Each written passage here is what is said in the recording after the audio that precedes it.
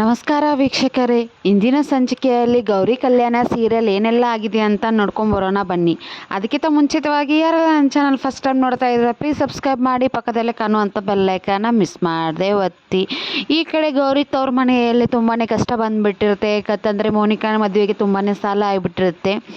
ಸಾಲಗಾರರು ಬಂದು ಹೇಳ್ತಾ ಇರ್ತಾರೆ ಎನಿ ಕಂಡೀಷನ್ ನಾಳೆ ಅಂದರೆ 1,00,000 ರೂಪಾಯಿ ಕಟ್ಟಲೇಬೇಕಂತಂದು. ಅದು ಗೌರಿ ಗೊತ್ತಿರಲ್ಲ.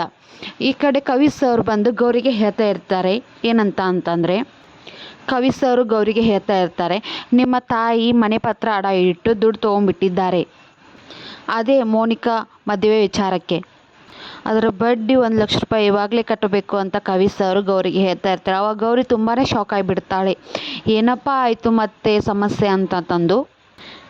ಈ ಕಡೆ ಗೌರಿ ರೂಮಲ್ಲಿ ಬಂದಿರ್ತಾಳೆ. ಆವಾಗ ವಿವೇಕು ಗೌರಿನ ಕರೀತಾರೆ, ತಿರುಗು ಈ ಕಡೆ ಅಂತಂತಾರೆ. ಅವಾಗ ಗೌರಿ ತುಂಬಾ ಭಯ ಪಟ್ಕೊಂಡು ಸ್ಲೋ ಮೋಷನ್ನಲ್ಲಿ ತಿರುಗ್ತಾಳೆ. ಗೌರಿ ಮುಖ ನೋಡಿ ವಿವೇಕ್ ತುಂಬಾ ಡಲ್ ಆಗಿಬಿಡ್ತಾನೆ. ಏನಾಯಿತು ನಿನಗೆ ಅಂತ ಕೇಳ್ತಾನೆ ವಿವೇಕ್ ಗೌರಿಗೆ. ಏನು ಪ್ರಾಬ್ಲಮ್ ಅಂತ ವಿವೇಕ್ ಕೇಳಿದಾಗ ಗೌರಿ ಏನಿಲ್ಲ ಅಂತ ಹೇಳ್ತಾಳೆ.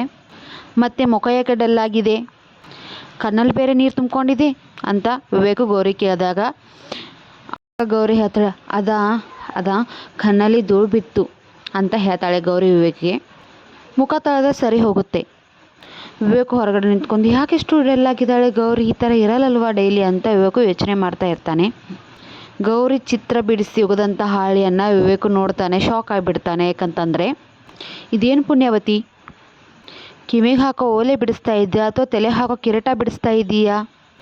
ವಿವೇಕು ಗೌರಿನ ಕೇಳ್ತಾ ಇರ್ತಾರೆ. ತುಂಬಾ ಗೌರಿ ಡಲ್ ಆಗಿಬಿಡ್ತಾಳೆ. ಇಂದಿನ ಸಂಚಿಕೆ ಇಲ್ಲಿಗೆ ಮುಕ್ತಾಯಗೊಂಡಿದೆ. ಈ ವಿಡಿಯೋ ಇಷ್ಟ ಆದರೆ ಒಂದು ಲೈಕ್ ಮಾಡಿ, ಮಿಸ್ ಮಾಡಿದ್ರೆ ಸಬ್ಸ್ಕ್ರೈಬ್ ಮಾಡಿ, ಪಕ್ಕದಲ್ಲೇ ಕಾಣುವಂಥ ಬೆಲ್ಲೈಕನ್ನ ಮಿಸ್ ಮಾಡದೆ ಒತ್ತಿ. Thank you for next video.